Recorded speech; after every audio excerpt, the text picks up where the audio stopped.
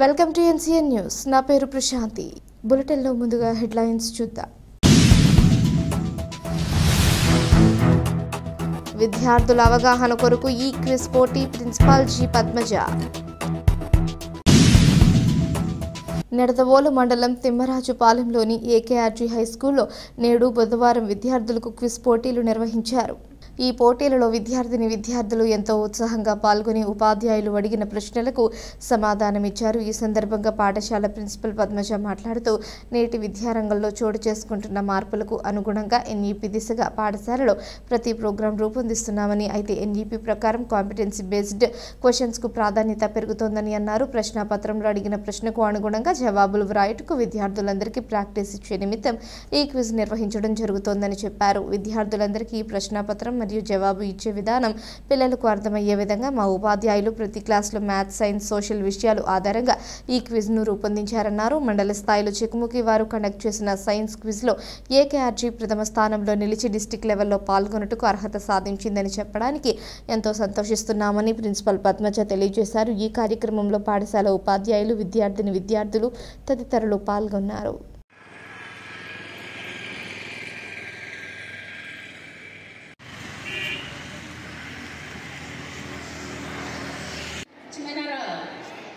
What is found there? Again, I didn't give you for you.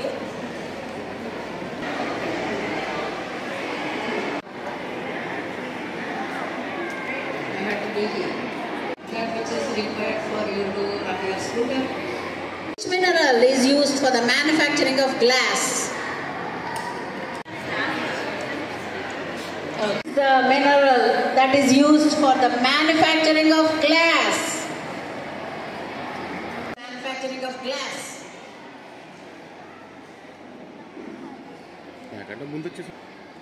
Iron ore is exported through Goa port. Right answer. Apple in the toothpaste. Mica. Yes, mica is the right answer. Located. Chhattisgarh is the right answer. Yeah, very nice.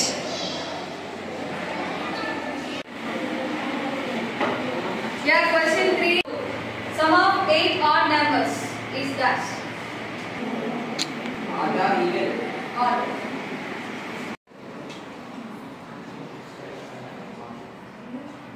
Odd. Answer. Sum of 8 odd. Yes, it's the right answer. That means I got the card. Round 1. What was the slogan of Lok Adalat party given? Yeah. Right answer. Give the class everybody.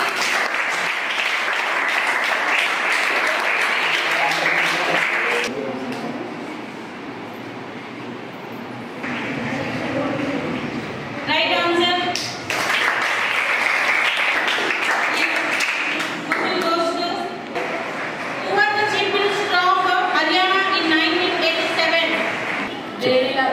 Yes, right answer.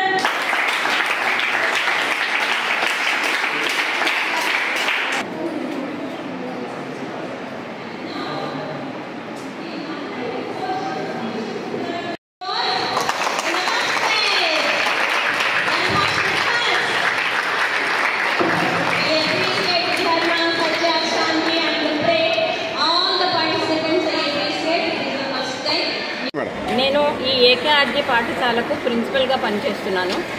నేను CBSE board న్యూఢిల్లీకి resource పర్సన్గా వ్యవహరిస్తున్నాను. అయితే ఈ NEP ప్రకారంగా విద్యారంగంలో ఎన్నో మార్పులు చోటు చేసుకుంటున్నాయి. ముఖ్యంగా సిలబస్ మారింది అని మీరు వింటూనే ఉంటారు. ప్రధానంగా చెప్పాలంటే సిలబస్లో మార్పులేమీ ఉండవండి, ప్యాటర్న్లో మార్పులే ఎక్కువగా జరుగుతూ ఉంటాయి. ఈ విద్యా విధానంలో ప్రశ్నాపత్రంలో ఎన్నో రకాల ప్రశ్నలు చోటు చేసుకుంటున్నాయి.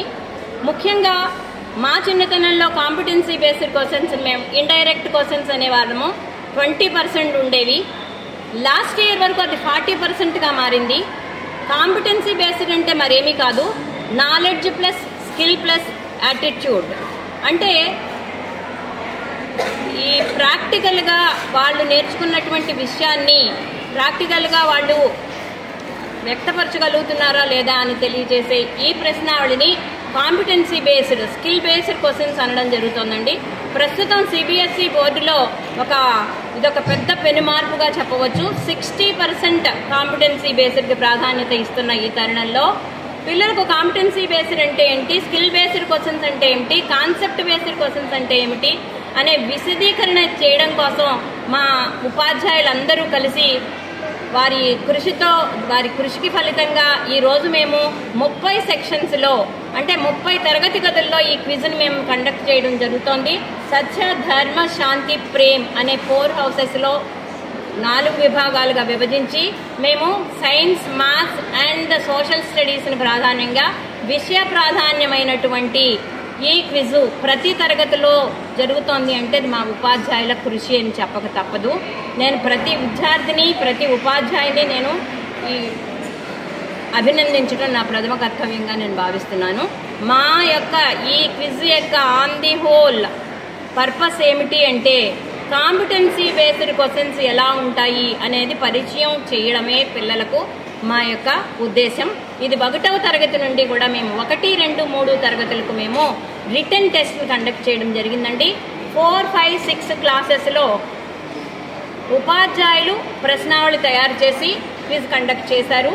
ఇప్పుడు మీరు చూసినటువంటి 10th క్లాస్లో కానీ 7th, 8th, 9th, 10th క్లాసుల్లో విద్యార్థులే ప్రశ్నావళిని తయారు చేసి విద్యార్థుల చేతనే ఈ క్విజ్ కండక్ట్ చేయడం మా యొక్క ఉద్దేశం అండి. ఈ విధంగా పిల్లలందరూ కూడా కాంపిటెన్సీ బేస్డ్ క్వశ్చన్స్తో ఇప్పుడు పరీక్షకు తయారవుతున్నారు అని మేము నమ్ముతున్నాము.